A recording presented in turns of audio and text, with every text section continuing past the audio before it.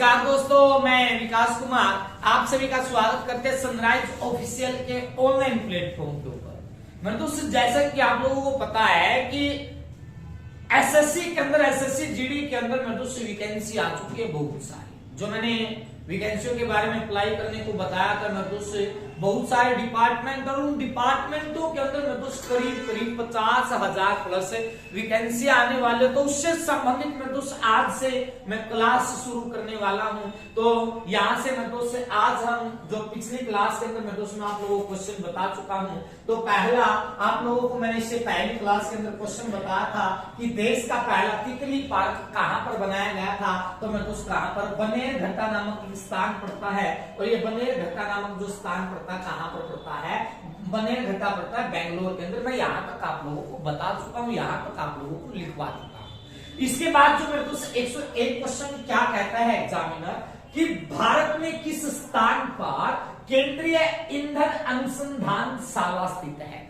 Exam के अंदर आप लोगों के एग्जाम के अंदर यही क्वेश्चन मिलेगा कि केंद्रीय ईंधन अनुसंधानशाला कहां पर स्थित है। तो आपको आंसर क्या लगा करके आना है, जादूगोड़ा नामक स्थान के अंदर। तो यहां से ये याद रखना है तो आप लोगों को क्या कि केंद्रीय ईंधन अनुसंधानशाला कहां पर है, जादूगोड़ा के अंदर पड़ती है। इसके बाद में दोस्त आपको याद क्या रखना है, 102 क्वेश्चन याद रखना है। भारत में उपभोक्ता अधिकार दिवस कब मनाया जाता है। ऐसा क्वेश्चन भी एग्जाम के अंदर आ सकता है कि भारत के अंदर उपभोक्ता अधिकार दिवस कब मनाया जाता है। तो आपको मैं दोस्तों उत्तर क्या लगा करके आना है, 15 मार्च को लगा करके आना। 2 क्वेश्चन बताया, केंद्रीय ईंधन अनुसंधान जादूगोड़ा के अंदर उपभोक्ता अधिकार दिवस कब मनाया जाता है, 15 मार्च को मनाया जाता है। भारत में डलहौजी नामक हिल स्टेशन कहां पर पड़ता है। ये लो भाई, आपने नाम सुना होगा, डलहौजी का नाम सुना होगा। तो भारत में डलहौजी नामक एक हिल स्टेशन पड़ता है, वो कहां पर पड़ता है। तो डलहौजी नामक जो हिल स्टेशन पड़ता है तो कहां पर पड़ता है, आपको क्या याद रखना है, हिमाचल प्रदेश के अंदर पड़ता है। भारत में जीवन बीमा का ये बैंक का संबंधित बात आई है, और जो बैंक का संबंधित बात जो आऊंगी ना ये एग्जाम में पूछी जाओगी कि भारत में जीवन बीमा करवाया होगा। उस जीवन बीमा का जो राष्ट्रीयकरण हुआ था कब हुआ था, 1956 के अंदर हुआ था। संयुक्त राष्ट्र संघ की महासभा की प्रथम महिला अध्यक्ष कौन थी। संयुक्त राष्ट्र जो संघ था ना, उस संयुक्त राष्ट्र संघ की महासभा की पहली जो प्रथम महिला अध्यक्ष थी उसका नाम क्या पड़ा है, श्रीमती विजय लक्ष्मी पंडित पड़ता। तो आपको याद रखना है जो संयुक्त राष्ट्र महासभा की जो पहली महिला अध्यक्ष थी उसका नाम क्या है, श्री विजय लक्ष्मी पंडित पड़ता। दूसरा जीवन बीमा का राष्ट्रीयकरण कब हुआ था, 1956 के अंदर। मुंबई और थाने के बीच में पहली रेल सेवा कब लागू की गई थी।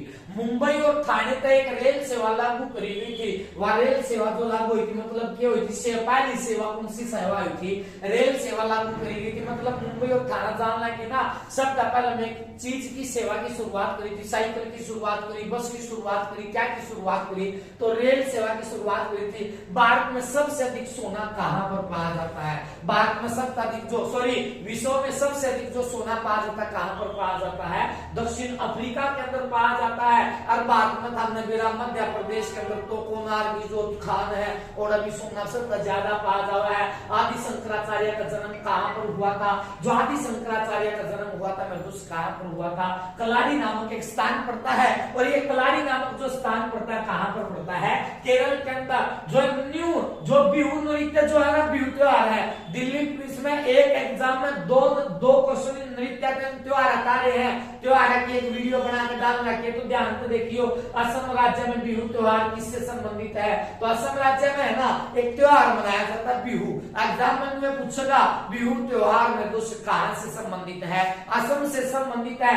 यह त्योहार में दोस्त किससे संबंधित है, कृषि से संबंधित है। इसके बाद क्वेश्चन नंबर 110 क्या कहता है, सिंगरेनी की एक सिंगरेनी स्थान है, उसके अंदर क्या है, कोयले की खान है। क्वेश्चन पूछेगा कोयला खान सिंगरेनी कहां पर पड़ती है, उत्तर के लगाता होगे आंध्र प्रदेश में पड़ा है। तो कोयले की खान सिंगरेनी कहां पर पड़ती है, आंध्र प्रदेश में। यो क्वेश्चन भी एग्जाम में मुनि बेड़ा कितनी बार आई इस एग्जाम की, थोड़ी सी एग्जाम में आई है। भाषा के आधार पर नया आंध्र प्रदेश राज्य कब बना था। अगर ऐसा क्वेश्चन आता कि भाषा के आधार पर नया आंध्र प्रदेश राज्य है कब बना था, तो उत्तर के लगा का हो गए 1953 में लगा का आना है। इसके बाद क्वेश्चन आता है किस नगर को भारत का मानचेस्टर कहा जाता है। ऐसे नगर का नाम बताओ जिस नगर को भारत का मानचेस्टर कहा जाता है। तो भारत का मानचेस्टर किसे कहा जाता है, आपको याद रखना है दोस्त, किसको कहा जाता है, कानपुर को कहा जाता है। अगर आपसे एग्जाम के अंदर कोई क्वेश्चन पूछ ले कि किस नगर को भारत का मानचेस्टर कहते हैं, आपको याद रखना है कानपुर का। मोहिनीअट्टम किस राज्य से संबंधित है, मोहिनीअट्टम जो संबंधित है दोस्त किसका संबंधित है, केरल का संबंधित है। बात समझ में आ गई होगी।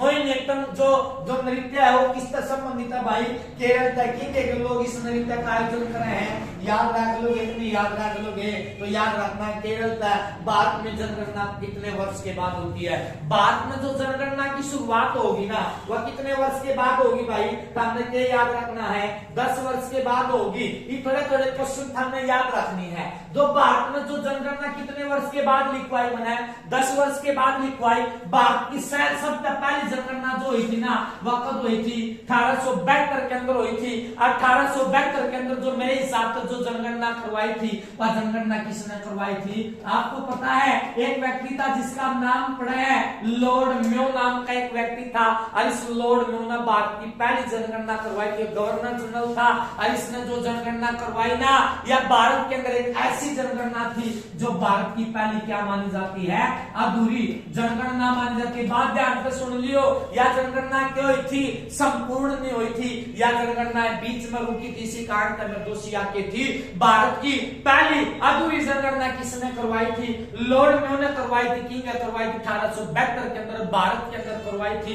ये लॉर्ड मेयो जो था ना, ये एक ऐसा गवर्नर जनरल था जिसने 1872 के अंदर मेरे हिसाब से राजस्थान के अजमेर में कॉलेज बनवाया था। उस कॉलेज का जो नाम पड़ता, उस कॉलेज का नाम पड़ा है मेरे दोस्त क्या, मेयो कॉलेज। तो इसमें है ना मेयो ने अपने नाम पे कॉलेज बनवा दिया।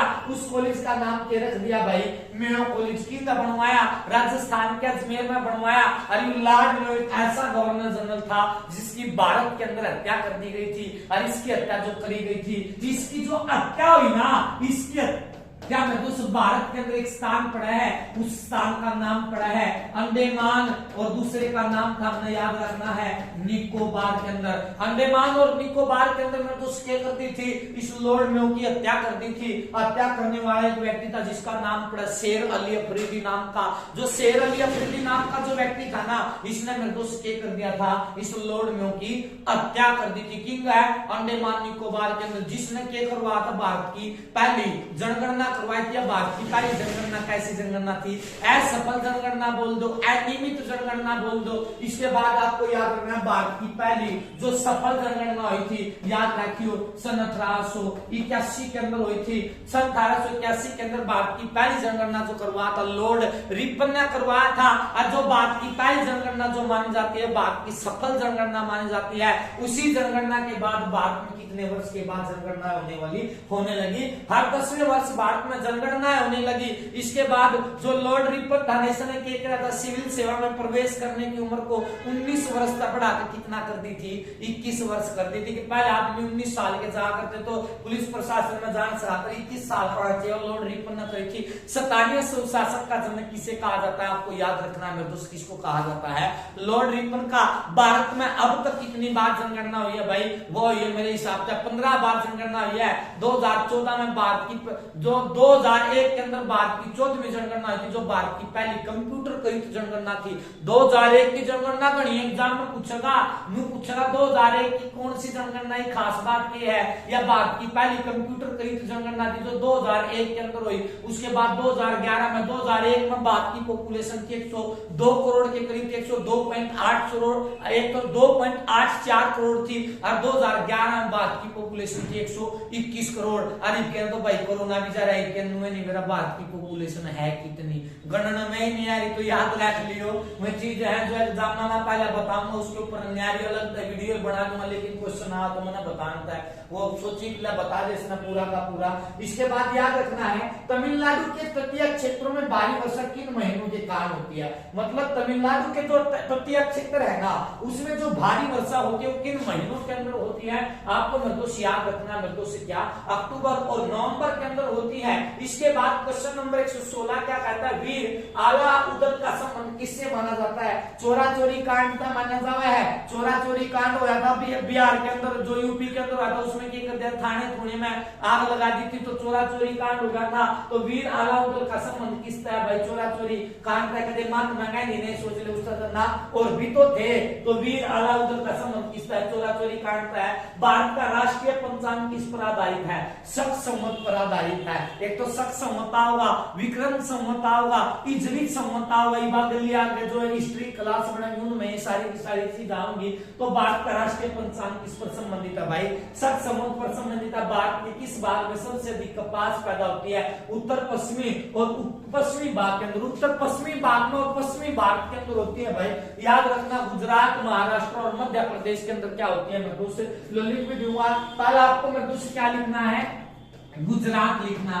पहला गुजरात आ गया, दूसरा में दूसरा क्या आ गया, मध्य प्रदेश आ गया, दूसरा मध्य प्रदेश, गुजरात मध्य प्रदेश, और तीसरा में दोस्त क्या होगा, महाराष्ट्र होगा। तो सबका ज्यादा जो कपास हुआ ना गुजरात, मध्य प्रदेश, महाराष्ट्र के अंदर सबसे ज्यादा कपास होती है। कपास सबसे ज्यादा मृदुस किस मिट्टी के अंदर पाई जाती है, काली मिट्टी के अंदर पाई जाती है, क्योंकि काली मिट्टी के अंदर चूने के जो अंश होते हैं ना उन चूने के अंशों की मात्रा क्या होती है, ज्यादा होती है। भारत में ये बताया हरियाणा के अंदर सबसे ज्यादा जो कपास पाई जाती है मृदुस कहां पर पाई जाती है, सिरसा के अंदर पाई जाती है। और इस कपास को हरियाणा का क्या कहा जाता है, सफेद सोना कहा जाता है। हरियाणा का काला सोना कहा जाता है। मुर्रा नस्ल की भैंस को जो जींद में पाई जावे सफेद सोना कहा जाता है। याद रख लियो, डेरेवाली गुफा में, डेरेवाली गुफा की भाई सिरसा में, तो कपास भी कित पाई जावा है, सिरसा के अंदर। इसके बाद क्वेश्चन लिखना, भारत में पीतल के बर्तन के लिए कौन सा स्थान प्रसिद्ध है, मुरादाबाद यूपी में पड़ा है। सबसे ज्यादा जो पीतल के बर्तन बनाए जा है ना,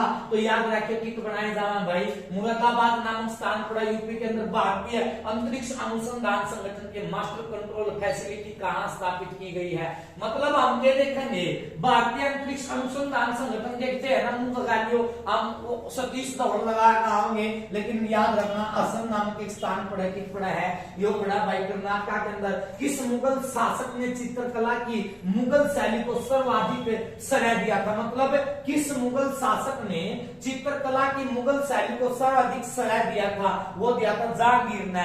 जो मुगल काल की जो सबसे ज्यादा जो चित्रकला है जो बनाने में एक्सपर्ट था ना, वो नाम किसका होगा, जहांगीर का। इसके बाद क्वेश्चन नंबर 122 क्या कहता है, गुरु ग्रंथ साहब का संकलन किसने किया था, तो गुरु ग्रंथ साहब का जो संकलन किया किसने किया था, गुरु अर्जुन देव ने किया था। इसके बाद क्वेश्चन नंबर 123 क्या कहता है, भारत में पंचवर्षीय योजनाओं का वो अंतिम स्वीकृति कौन प्रदान करता है। भारत में जो पंचवर्षीय योजनाएं जो आती है ना, उनको जो अंतिम स्वीकृति प्रदान करता है वो कौन करता है, राष्ट्रीय विकास परिषद करता। तो राष्ट्रीय विकास परिषद के द्वारा मृदुस क्या किया जाता है, पंचवर्षीय योजनाओं को अंतिम स्वीकृति देता है। हमारे देश का चिपको आंदोलन किससे संबंधित है, यो क्वेश्चन कई बार एग्जाम में आया है कि चिपको आंदोलन संबंधित है। हम केवल कुछ लगाता है, लेकिन चिपको आंदोलन किससे संबंधित है, जंगला की, जंगला ने काट काट कर मकान बनाने लग रहे हैं, तो याद रखिए उनको रोकथाम के लिए हमने एक आंदोलन की शुरुआत हुई थी, चिपको आंदोलन की।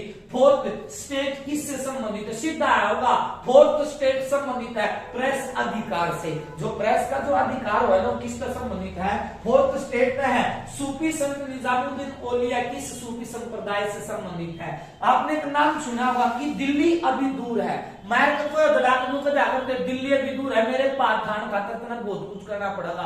निजामुद्दीन औलिया ने बात की थी दिल्ली अभी दूर है। सूफी संत निजामुद्दीन औलिया किस सूफी संप्रदाय से थे, चिश्ती संप्रदाय थे। तो याद रख लोगे, निजामुद्दीन औलिया का तो नाम पड़ा है, लेकिन चिश्ती संप्रदाय में तो याद रख लोगे। इसके बाद क्वेश्चन नंबर 127 क्या कहता है, बनिहाल दर्गाह कहां प्रसिद्ध है, जम्मू कश्मीर है। बनिहाल दर्गाह क्यों है, जम्मू कश्मीर में है। 1 रुपए के नोट को छोड़कर सभी नोट को कौन जारी करता है? इस बात में देखो, 1 रुपए के नोट को छोड़कर सभी नोट कौन जारी करता है? भारत का रिजर्व बैंक रहा है। 1 रुपए के नोट न छोड़कर है ना, सारे के सारे नोट का हस्ताक्षर देखियो किसका पाओगा? रिजर्व बैंक ऑफ इंडिया का पाओगा। भारत में दार्शनिक सिक्कों का प्रचलन कब से हुआ था? जो सिक्का का प्रचलन जो है ना, वो कब है भाई? 1957 में। भारत के द्वितीय उपराष्ट्रपति कौन थे? डॉक्टर जाकिर हुसैन थे। भारत का पहला राष्ट्रपति कौन था? कमेंट बॉक्स में लिखना। सबका आसान क्वेश्चन है, चलो बता दूंगा। भारत का पहला जो राष्ट्रपति था डॉक्टर राजेंद्र प्रसाद था। और डॉक्टर राजेंद्र प्रसाद का संबंध किस राज्य से है, इसको कमेंट बॉक्स में लिखकर बताना है कि कहां से था, कहां से ना था। इसके बाद भारत में रिजर्व बैंक की स्थापना कब हुई थी? भारत में जो रिजर्व बैंक की स्थापना हुई थी ना, ये जो आरबीआई की जो बात कर रहा है, इस आरबीआई की जो स्थापना हुई ना, RBI reserve bank of India की स्थापना हुई थी 1 अप्रैल 1935 के अंदर। इसकी मृत्यु से क्या हुआ था? स्थापना हुआ था मुंबई के अंदर। लेकिन इसका जो राष्ट्रीयकरण जो हुआ ना, आरबीआई बैंक का जो राष्ट्रीयकरण हुआ, इसका हुआ था 1 जनवरी सन 1949 के अंदर, दिल्ली के अंदर। मृत्यु इसका क्या कर दिया गया था? राष्ट्रीयकरण कर दिया गया था। चलो बैंकों से संबंधित क्वेश्चन आए, 4-5 क्वेश्चन आप लोगों को वैसे ही बता करके जाता हूं। जो एग्जाम के अंदर क्वेश्चन आता है कि भारत का जो सबसे पहला बैंक था, यहां से क्वेश्चन आ सकता है कि भारत का जो सबसे पहला जो बैंक था ना, उस बैंक का नाम पड़ता है मृदु से क्या?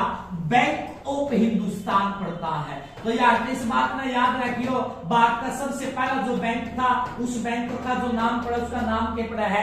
बैंक ऑफ हिंदुस्तान पड़ा है। और ये बैंक जो आया ना, वो आकर मृदु था 1770 के अंदर बनाया गया था, पश्चिमी बंगाल के अंदर। उसके बाद 3 बैंक और बने थे।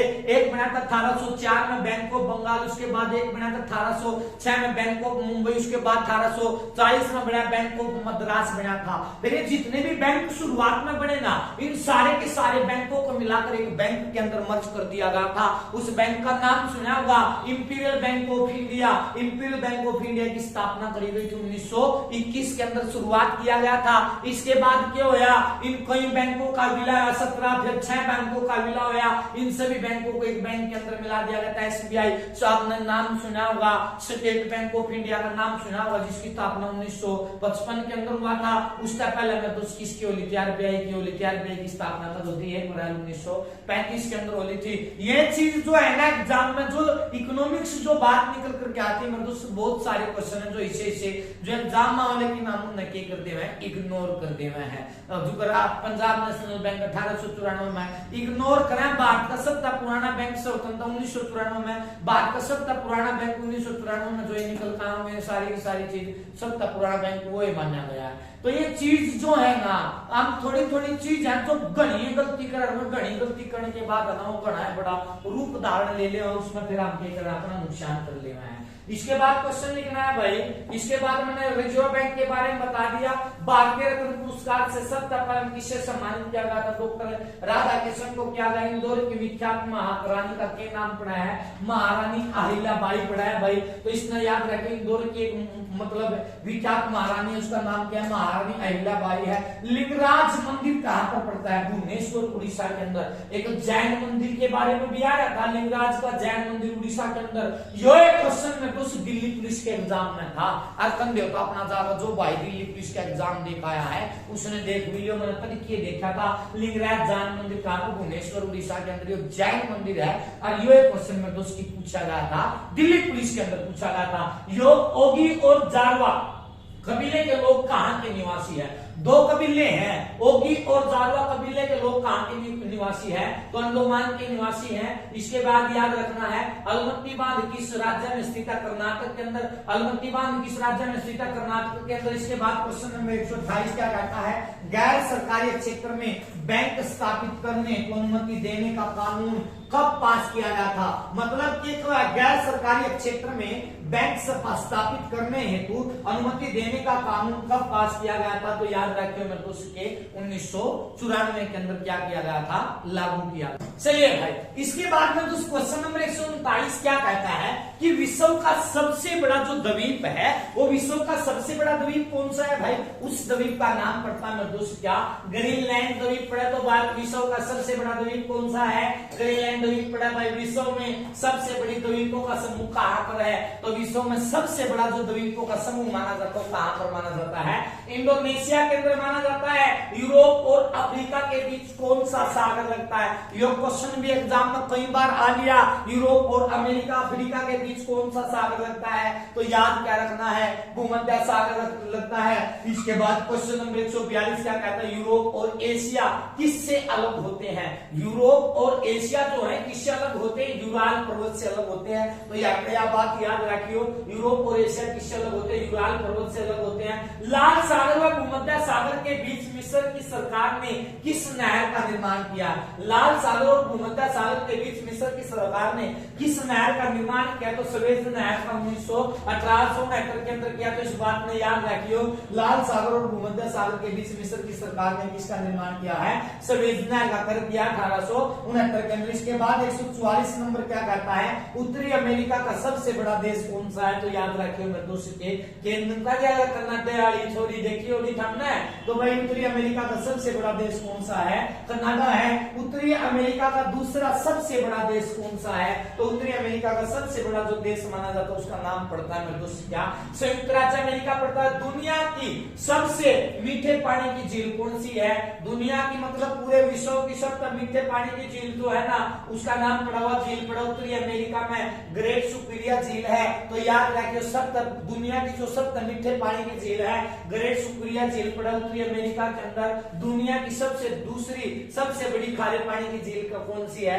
कैप्रिसियन सागर। नाम सुना होगा कैप्रिसियन सागर का, वो सबसे बड़ी झील के रूप में माना गया दुनिया का सबसे बड़ा खारे पानी की। भारत की सबसे बड़ी मीठे पानी की झील कौन सी है? वल्लूर झील पड़ा जम्मू कश्मीर में पड़ा है। इसके बाद क्वेश्चन नंबर 149 क्या कहता है? भारत की सबसे बड़ी खारे पानी की झील कौन सी है? चिल्का झील। चिल्का झील की पड़ा है उड़ीसा में। चिल्का का पहले भी नाम बताया था, उड़ीसा से संबंधित बताया था मैंने। तो चिल्का झील की है उड़ीसा में रखे खारे पानी की। इसके बाद क्वेश्चन नंबर 150 क्या कहता है कि दक्षिण अमेरिका का सबसे बड़ा देश कौन सा है? ब्राजील। वीडियो देखने के लिए अपने यूट्यूब चैनल सनराइज ऑफिशियल को लाइक शेयर सब्सक्राइब करना ना भूलें। धन्यवाद।